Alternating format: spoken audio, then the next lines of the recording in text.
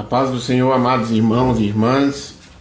Vamos neste momento iniciar nossa mensagem. Se você está com a sua Bíblia aberta, pegue ela aí no Evangelho escrito por Marcos, capítulo 4, versículo 35 ao versículo 41, que nos diz assim a palavra de Deus.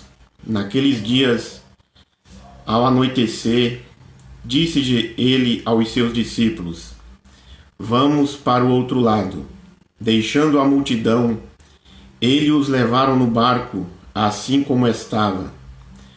Outros barcos também o acompanhavam. Levantou-se forte vendaval, e as ondas se levantou sobre o barco de forma que ia quase enchendo. Jesus estava na polpa, dormindo, com a cabeça sobre um travesseiro. Os discípulos o acordaram e clamaram: Mestre, não te importas que morramos? Ele se levantou, repreendeu o vento e disse ao mar: Aquieta-te, acalma-se. E o vento se aquietou e fez-se completa bonança. Então perguntou aos discípulos: Por que vocês estão com tanto medo? Ainda não têm fé? Eles estavam apavorados e perguntavam uns aos outros: Quem é este que até o mar e o vento lhes obedecem? Então, irmãos e irmãs, nós neste momento iniciamos a nossa mensagem de sábado como tínhamos proposto. Peço que os irmãos nos ajudem em oração neste momento e que o Senhor venha nos abençoar. É um momento onde a nação brasileira, onde o povo brasileiro está enfrentando grandes dificuldades, preocupações, e a gente olha para este texto da palavra de Deus e três perguntas ele tem para nós. E eu quero dizer para você, amado irmão, amada irmã, o tema da nossa mensagem é Vencendo as tempestades com o poder da oração. Quero dizer para os irmãos, se a conexão cair, é porque eu estou usando os dados móveis do meu celular. É preciso, e você e eu temos a consciência de que as tempestades, elas existem. E em primeiro lugar, as tempestades, amados irmãos, elas são inevitáveis. Ela vem para todos sem distinção. As tempestades, elas chegam para os ricos, para os pobres, para o doutor, para o analfabeto, assolam os jovens, os idosos, chegam na vida do crente, chegam na vida do descrente. E então nós não conseguimos atravessar a jornada da vida sem enfrentar as tempestades. A vida cristã, ela não é indolor. Você e eu não estamos vivendo numa redoma de vidro blindados. Você e eu, nós não estamos em uma colônia de férias. Nós não estamos vivendo num parque de diversões. Estamos vivendo em um mundo caído, marcado pela dor, profundamente golpeado pelo sofrimento. E nesta manhã, você, amigo, irmão, internauta, provavelmente esteja vivendo esta angústia, vivendo este problema, vivendo esta situação, enfrentando uma grande tempestade na vida, seja em quais circunstâncias for, em quais áreas da sua vida. Porque as tempestades da vida, além de ser inevitáveis, elas são imprevisíveis. Elas chegam sem mandar recado, não toca a campainha, não pede licença, e às vezes estas tempestades arrombam a porta da nossa alma e traz profunda dor para a nossa vida. Exemplo, um acidente, uma perda traumática, uma doença terrível, um luto traumático, uma traição amorosa, uma perda financeira radical. É uma situação que você e eu jamais imaginávamos que ia acontecer, e de repente ela coloca a nossa vida de ponta cabeça. E em meio àquilo que estamos vivendo, estamos enfrentando como igreja, como nação brasileira, como povo de Deus, tem colocado muitas pessoas em situações de perigo, de sofrimento, porque as tempestades elas são imprevisíveis. E quando a gente olha para este texto da palavra de Deus, é curioso, amados irmãos, que quem está presente com os discípulos é Jesus Cristo, dentro do mar da Galileia. E Jesus Cristo diz para os discípulos: vamos para o outro lado. Este lago, este pequeno mar em Israel, cercado pelas montanhas, do lado oriental pelas montanhas de Golã, do lado ocidental pelas montanhas da Galileia. Ele tem algo peculiar na vida daqueles homens ali presentes. O Monte Hermon, no norte de Israel, cujo, via de regra, cercado o topo por gelo, e de repente, no momento de sol a pino, ou mesmo à noite, qualquer hora do dia, eles eram surpreendidos por uma tempestade, colocando a vida daqueles homens dentro daquele mar em risco. Assim é na vida. Quando Jesus disse para os seus discípulos que vamos para o outro lado, não havia sinal de tempestade. Eles foram surpreendidos. Talvez você, amado irmão, amada irmã, estejam vivendo a sua vida, tinha perspectiva para o ano de 2019, para o ano de 2020, melhor dizendo, e de repente você foi surpreendido com o que nós estamos vivendo, mas eu quero dizer para você, Jesus Cristo está te sustentando. Às vezes nós levantamos de manhã, nos preparamos para ir para o nosso trabalho e de repente no decorrer do dia nós somos surpreendidos por uma notícia, por um prenúncio, por notícias adversas que machucam a nossa alma, ferem a nossa vida, porque as tempestades são inevitáveis, são imprevisíveis, elas estão também inadministráveis. E muitas das vezes nós tentamos resolver os problemas do nosso jeito, do nosso modo, e eles fogem do nosso controle.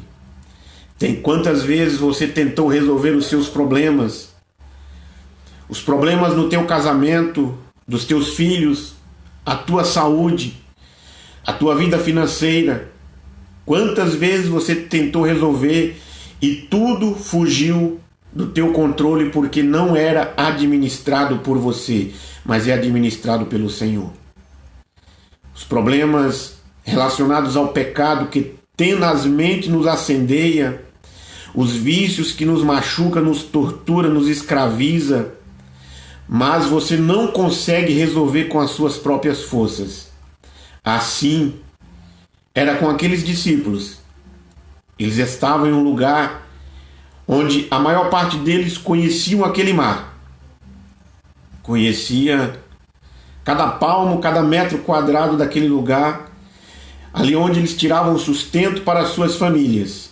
E de repente ele se transforma, ele transforma-se em um monstro que assusta eles. Assim é na vida. Às vezes, para você que tem família, marido e mulher, está casado há 5, 10, 15, 20, 30 anos, um casamento de harmonia, de amor e fidelidade, e de repente, de ambos os lados, torna-se uma pessoa dura, implacável, e um ou outro dizem assim: eu não o conheço mais. Não foi com esta pessoa que me casei. O que está acontecendo? De repente, aos filhos tão amáveis, tão dóceis, tão obedientes, se transformam em desconhecidos, perigosos. Jesus Cristo está dizendo para nós: é assim na vida. Mas se as tempestades da vida são inevitáveis, imprevisíveis e administráveis, graças ao bom Deus, elas também são pedagógicas. Você ama a Deus, você conhece a Deus, você faz parte da família de Deus. E nenhuma tempestade atinge você sem que Deus tenha um propósito. Primeiro, você sair dessa tempestade mais forte. Diante das tempestades que estamos enfrentando, experiências teremos. Sairemos delas mais fortes, mais experientes. As tempestades não vêm para destruir você, porque quem tem a última palavra é Deus.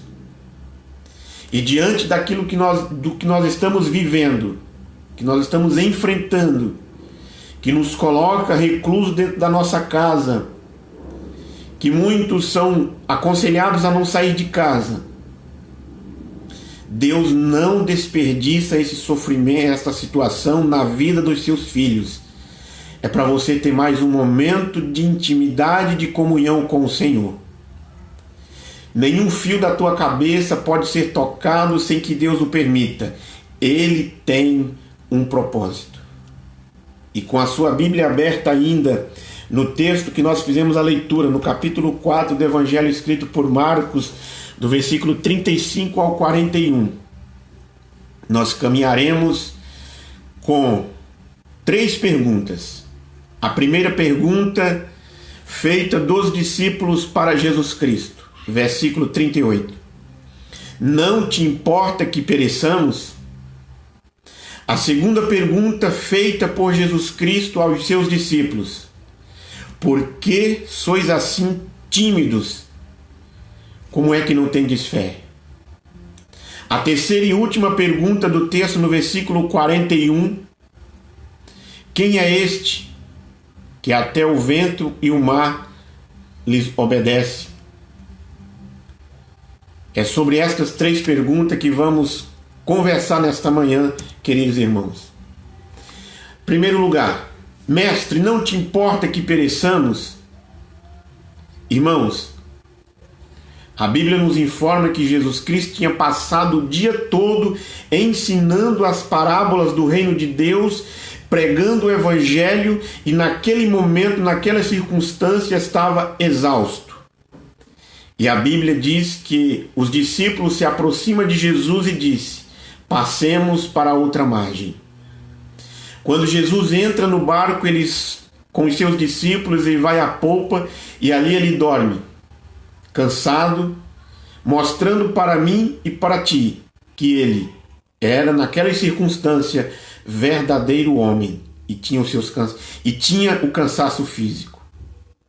E diante da tempestade que estava enfrentando, os discípulos poderiam ter dito assim: vamos deixar o mestre descansar, nós sabemos resolver, nós somos competentes, conhecemos este lago, já passamos por outras situações como estas, vamos vencer. Diante daquilo que nós estamos vivendo, nós só conseguimos vencer com a ajuda de Deus, com o joelho no chão, clamando a Ele, orando a Ele. Porque se tentarmos resolver da nossa maneira, do nosso jeito, nós não conseguimos atravessar esta tempestade. E talvez você e eu perguntamos: mestre, não te importas que pereçamos? Talvez você e eu dizemos assim: não está vendo o nosso perigo, não está vendo o nosso aperto, vai deixar a nossa família sofrer? As tempestades vêm pelas suas fúrias, as ondas balançam o barco da nossa vida e temos, alguns momentos, a sensação: chega o problema, sentimos ameaçado e estamos. Chega uma doença e ela chegou. Chega a crise e ela chegou. somos encurralados, presos em casas por esta circunstância adversa. E a gente, em algumas circunstâncias, em alguns momentos, podemos chegar diante de Deus, ao invés de falar com Ele, submeter a vontade dEle, ao senhorio dEle, chegamos com um tom de censura e perguntamos: o Senhor não está vendo? Não vai fazer nada? O Senhor não conhece a nossa dor, não está vendo o sofrimento da nação brasileira, não está vendo o sofrimento da nação mundial, do mundo? O Senhor não sabe por quanto tempo o povo está passando por isso, não está vendo a aflição, não está vendo as lágrimas daqueles que perderam seus entes queridos, não está vendo que este problema nós não conseguimos resolver. Por que é que o Senhor não intervenha? Eu quero dizer para você, amado irmão e irmã, aquieta o teu coração, porque o Senhor ele está sentado no trono de glória e Ele tem as rédeas na mão, segurando a história da humanidade. Nada do que nós estamos vivendo, passando, está fora do controle dele, Ele está no controle de tudo. Então, por quê? Na mente daqueles discípulos, eles não conseguiam entender a ordem de Jesus. Passemos para outra margem, ao invés de enfrentar a tempestade. Quando a gente olha para as ordens do Senhor, quando você e eu estamos fazendo a vontade de Deus, estamos obedecendo ao Senhor e sofremos, nós nos perguntamos por que estamos enfrentando.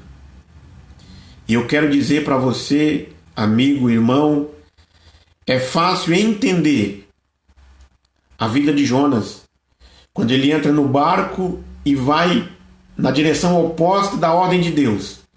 Ele estava em desobediência, ele estava fugindo de Deus. Mas quando a gente olha para a vida do apóstolo Paulo, que o sonho dele um dia era chegar a Roma e pregar o evangelho, e Deus diz para ele aqui, ó, não te importas, você vai chegar lá. E quando ele empreende esta viagem para Roma, ele enfrenta primeiro um naufrágio. Em segundo lugar, quando ele escapa do naufrágio, que ele chega na ilha de Pátimo, na ilha de Malta, ele é picado por uma cobra. Quando ele chega em Roma, ele não chega como sonhou chegar um dia. Ele chega algemado, mas ele vai dizer que ele estava ali, contribuindo para a pregação do Evangelho. E os discípulos de Jesus Cristo dentro do barco não conseguiam entender a situação que estava enfrentando. E eles fazem esta pergunta para Jesus. E fizeram.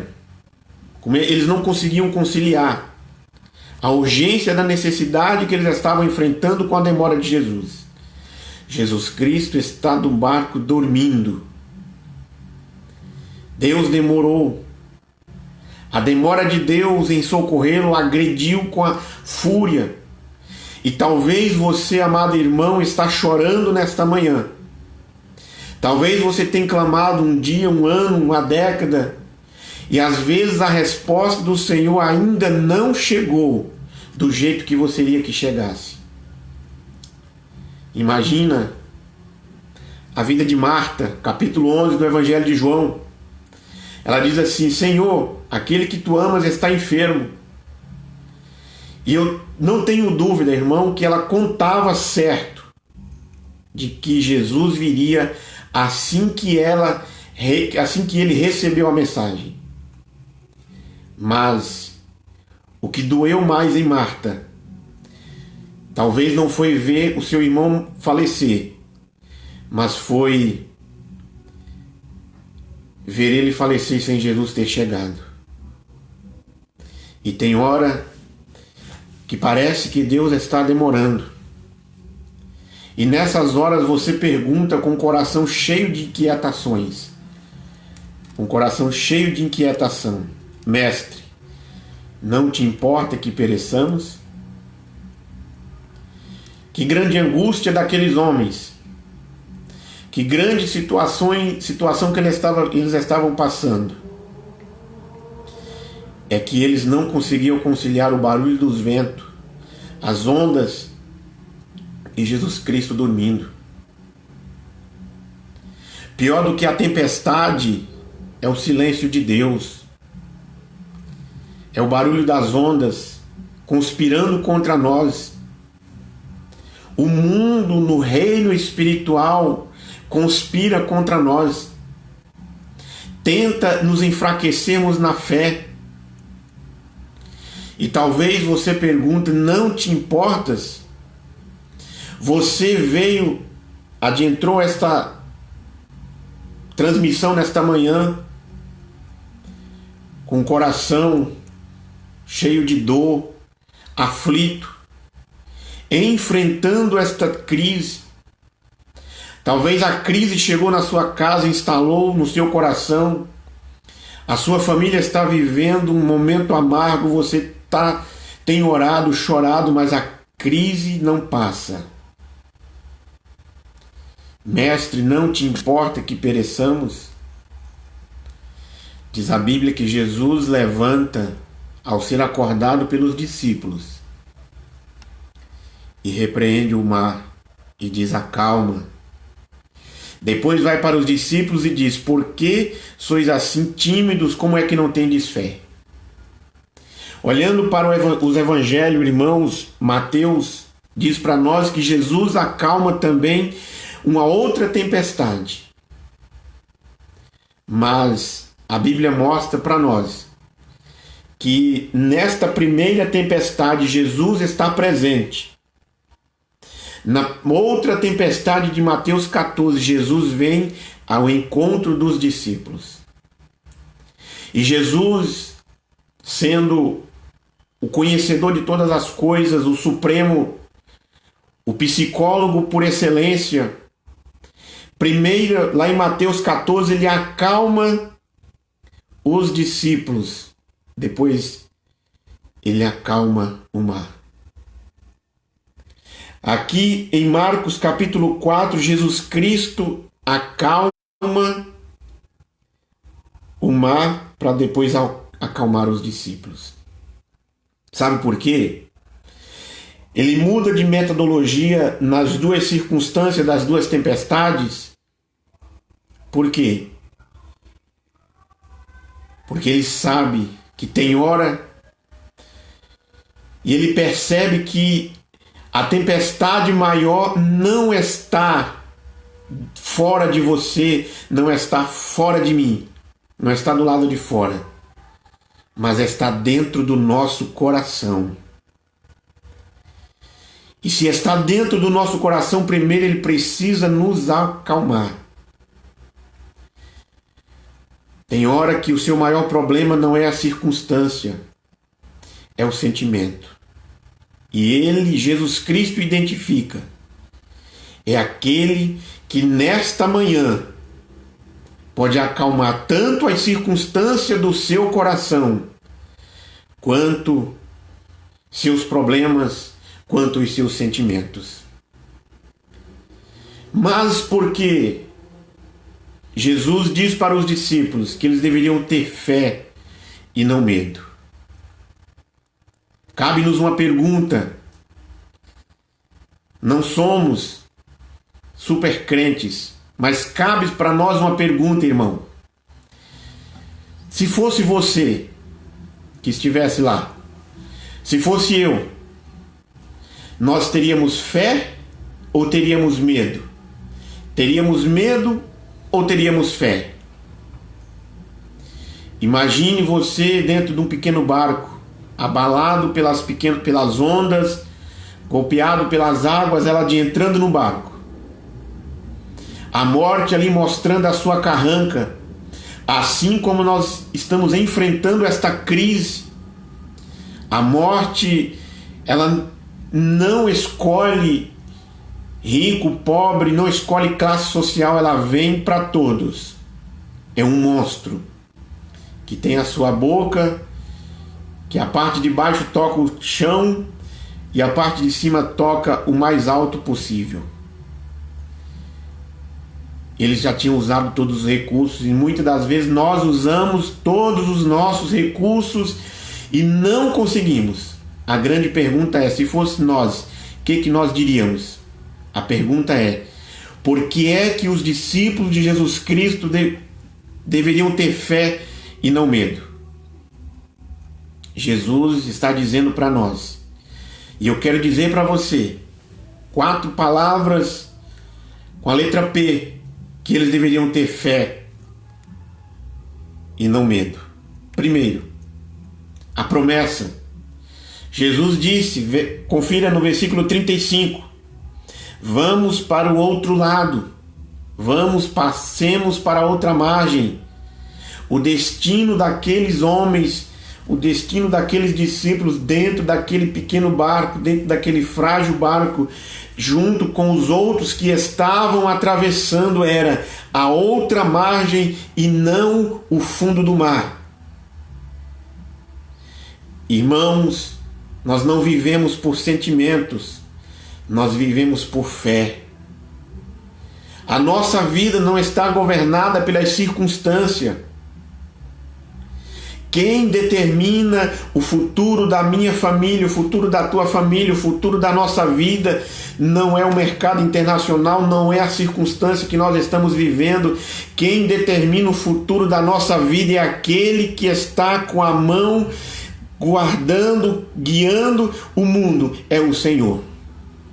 Em Cristo Jesus, diz o apóstolo Paulo na carta aos Romanos, capítulo 8, que somos mais do que vencedores. Não importa o dia, não importa as circunstâncias, não importa a crise, o problema, não importa a situação presente que está assolando os brasileiros. A nossa vida está nas mãos do Deus Todo-Poderoso. O nosso destino não é um naufrágio por causa desta enfermidade que tem assolado a nação, que tem assolado o mundo.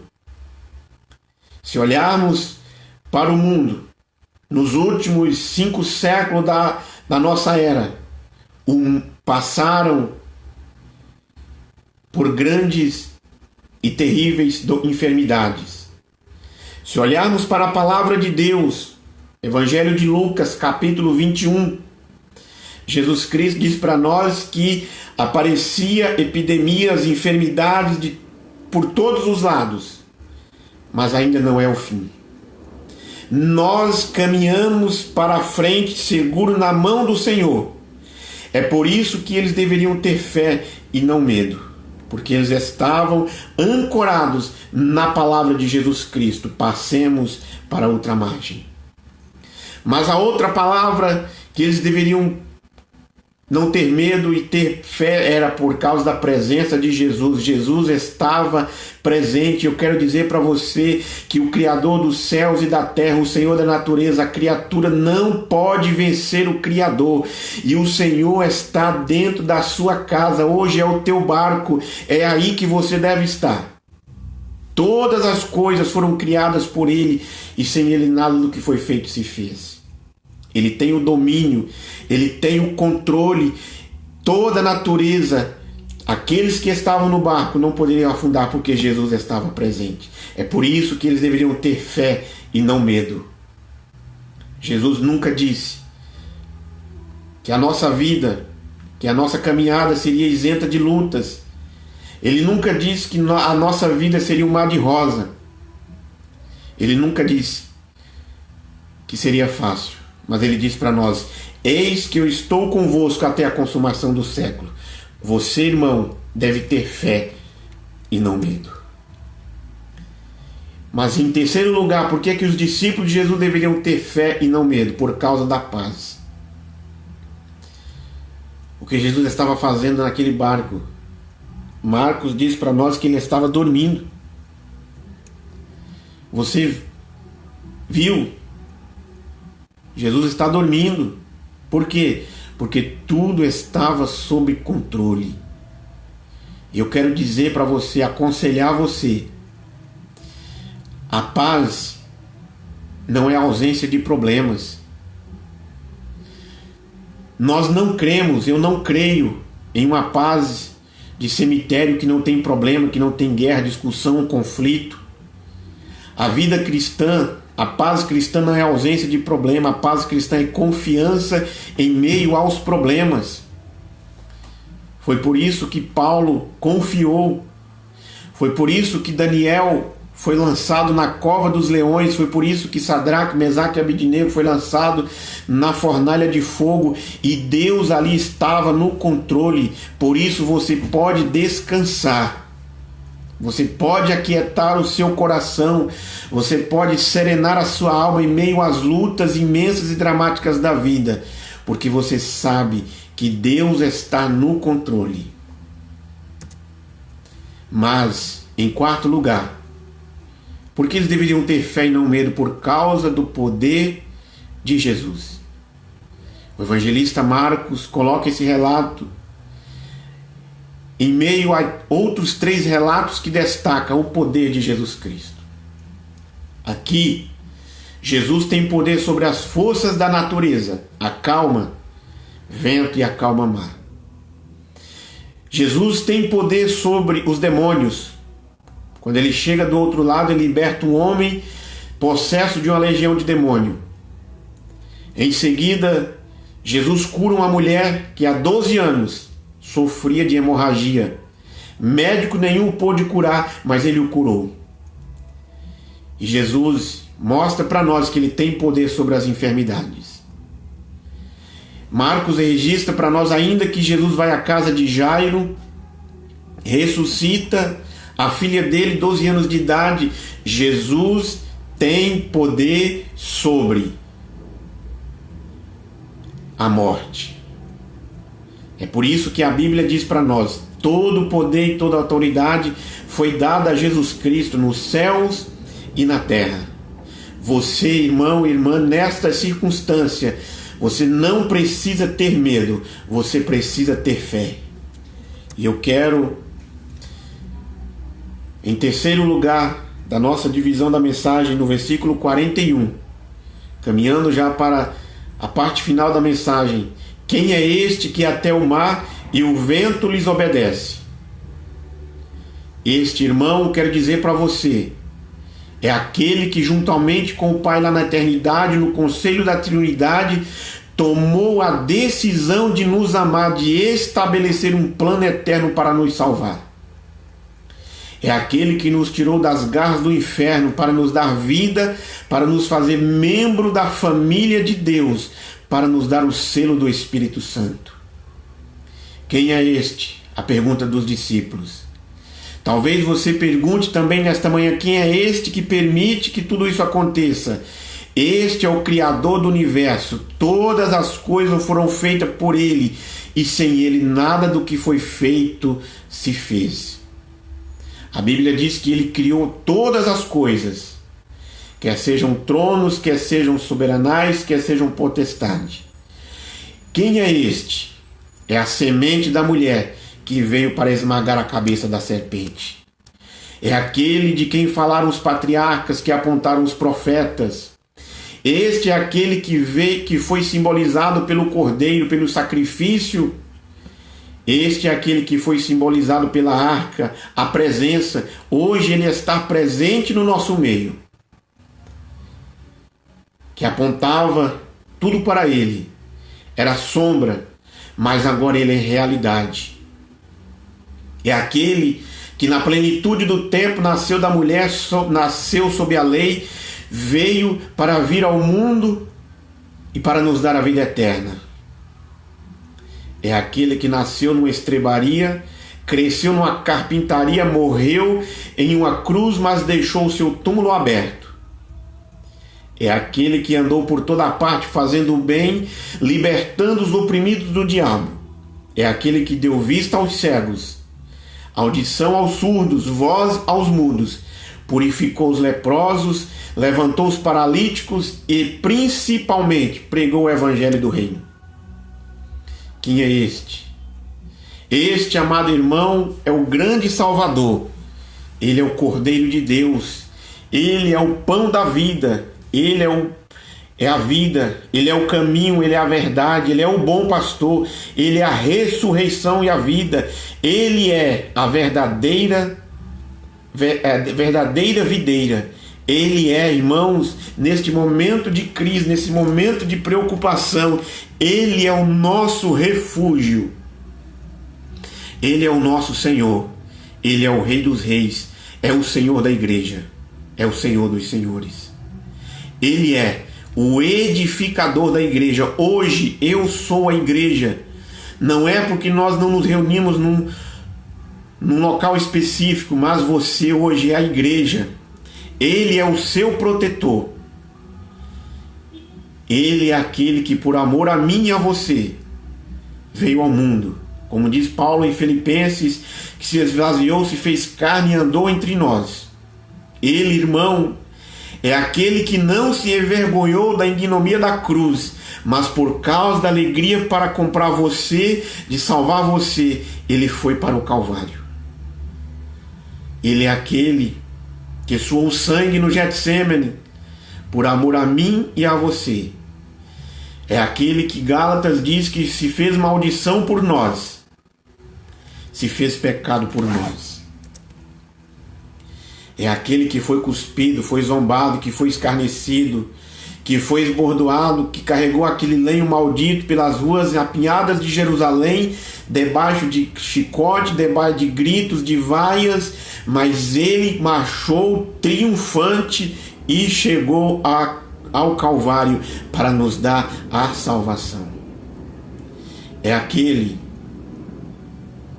que foi deitado no leito horizontal da morte, mas ao terceiro dia se levantou. Para os discípulos que perguntavam: quem é este? É aquele que foi suspenso entre os céus e a terra, verteu o seu sangue na cruz para purificar eu e você de todo o pecado. Nos vestir com a vestidura da justiça, nos dar vestes brancas, nos purificar de todo o pecado, como diz Isaías no capítulo 1, por mais que os meus e os teus pecados sejam vermelhos como carmesim ou escarlate, eles se tornarão branco como a neve e alvo mais que a lã. É aquele que morreu no meu e no seu lugar para nos dar a vida eterna. É aquele que venceu a morte, que quebrou os aguilhões da morte, que arrancou o aguilhão da morte, que matou a morte, que triunfou sobre ela. É aquele que foi ascenso ao céu, está sentado à destra do Pai e intercede por você.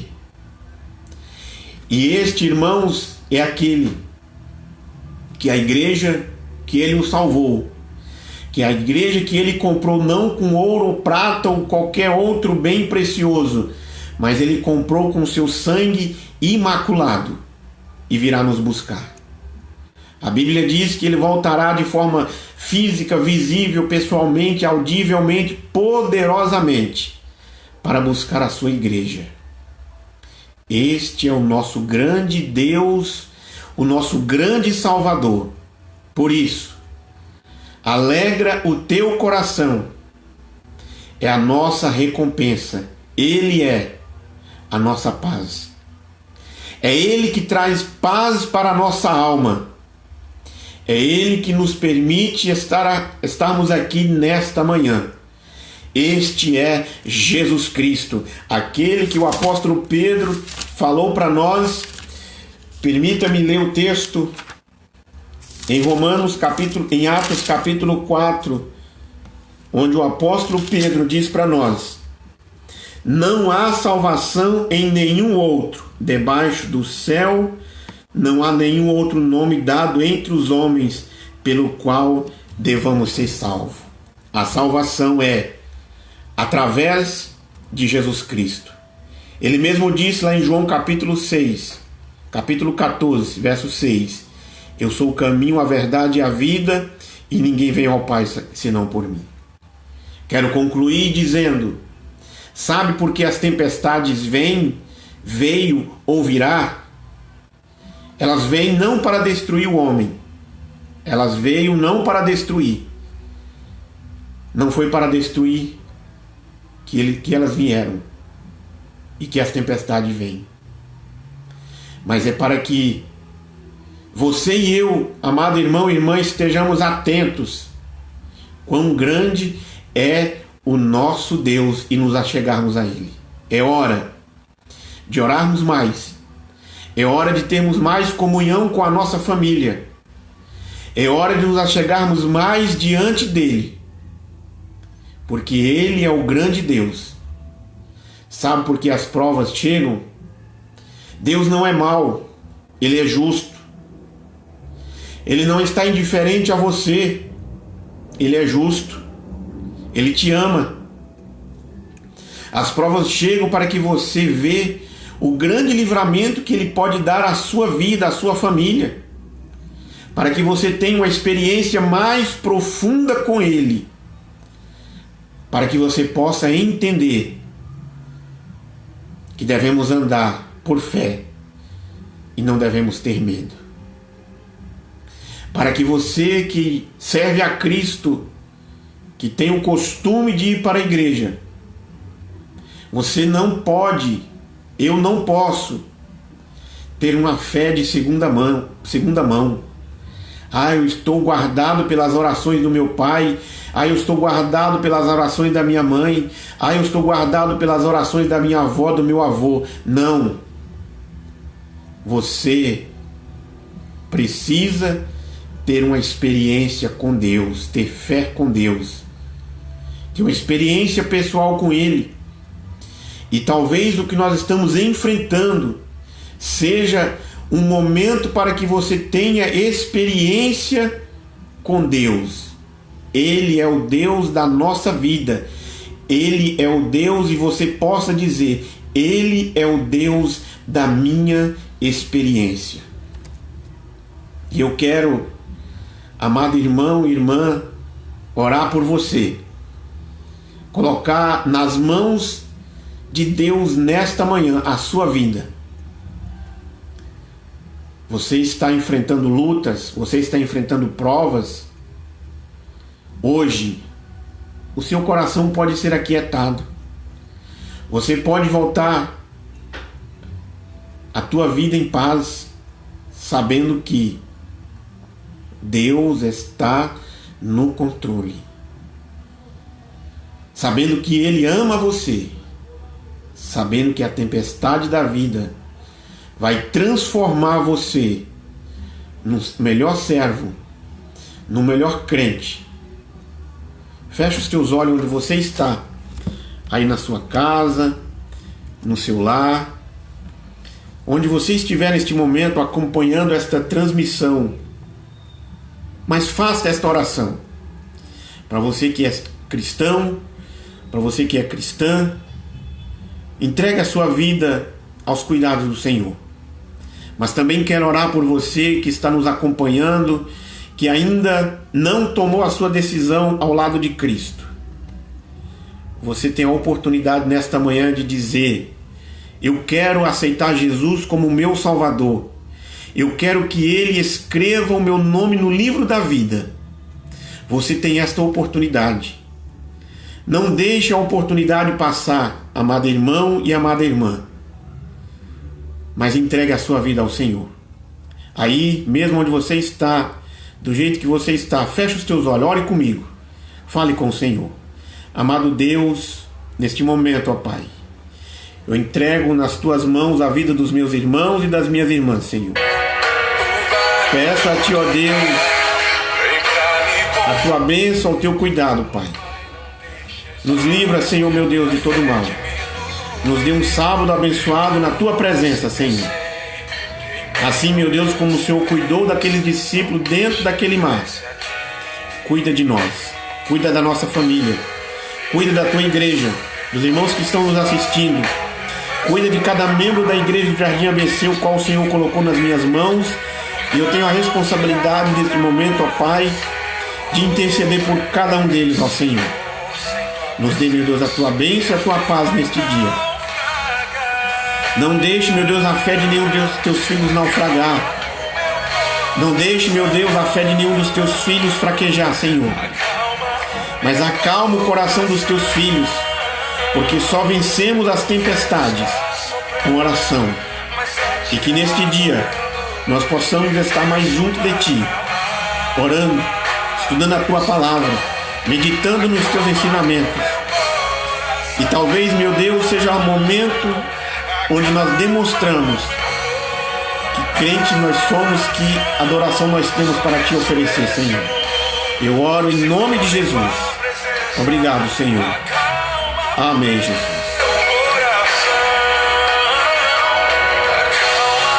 Obrigado, Senhor.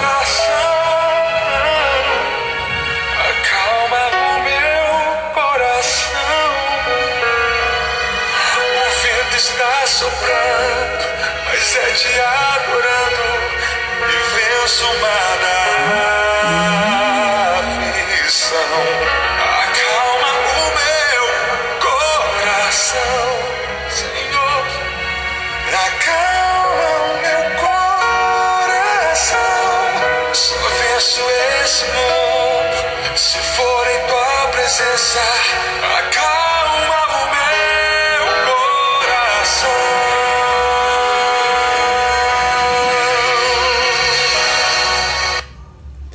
Quero terminar, encerrar essa transmissão, orando, pedindo que o Senhor nos abençoe. Obrigado, meu Deus. Obrigado a cada um que tirou esse tempo nesta manhã para nos acompanhar. Nos ajude, nos dê a tua bênção neste dia.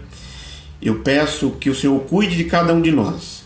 Guarda a nossa casa, a nossa família. Assim como o Senhor ordenou para que na saída do Egito o sangue do cordeiro fosse passado no umbral da porta, o Senhor está nos guardando, Senhor. Não precisamos hoje passar mais o sangue fisicamente, porque o Senhor derramou o sangue perfeito no Calvário para nos guardar. E cremos que nenhuma praga chegará à nossa casa, à nossa família, ao nosso povo. Eu peço a tua bênção sobre a vida deles e peço que esta palavra seja aplicada na nossa vida. E eu encerro despedindo a cada um dos teus filhos com a bênção, dizendo que a graça de nosso Senhor e Salvador Jesus Cristo, o grande e infinito amor de Deus, o nosso Pai, que a comunhão e as consolações do Espírito Santo esteja sobre cada um de nós, hoje e permaneça para todo sempre. Amém. Irmãos, que Deus os abençoe e tenhamos um sábado abençoado, em nome de Jesus. Obrigado a todos.